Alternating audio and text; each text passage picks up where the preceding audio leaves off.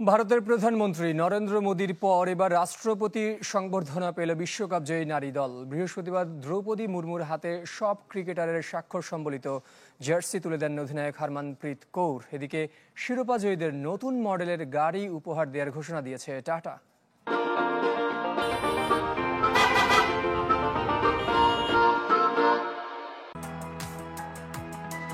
অর্জন এনে দেয় স্বীকৃতি, যার স্রোতে ভেসে চলেছে বিশ্ব চ্যাম্পিয়ন ভারতীয় নারী ক্রিকেট দল।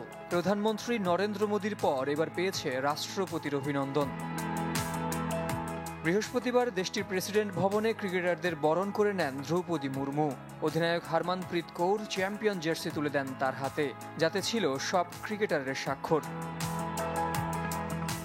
ভারতীয় নারীদের ইতিহাস গড়া প্রথম ওয়ানডে বিশ্বকাপ জয় আগামী প্রজন্মের অনুপ্রেরণা হিসেবে দেখছেন প্রেসিডেন্ট দ্রৌপদী মুর্মু। তরুণ প্রজন্ম, বিশেষ করে মেয়েদের, তোমাদের এই অর্জন জীবনে চলার পথে অনুপ্রেরণা যোগাবে। আর এই দলটা ভারতের প্রতিচ্ছবি, যারা ভিন্ন ধর্ম, ভিন্ন পরিচয় আর ভিন্ন পরিবেশ থেকে এসেও একটা দল হিসেবে আছে।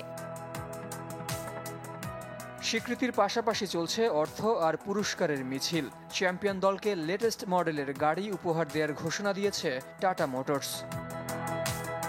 জহির সাগর, channel 24।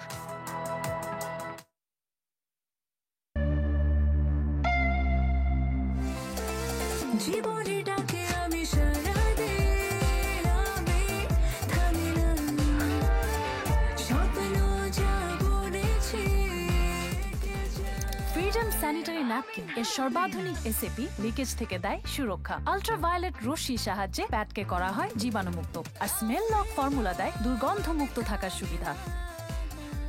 Freedom sanitary napkin, freedom মানে স্বাধীনতা।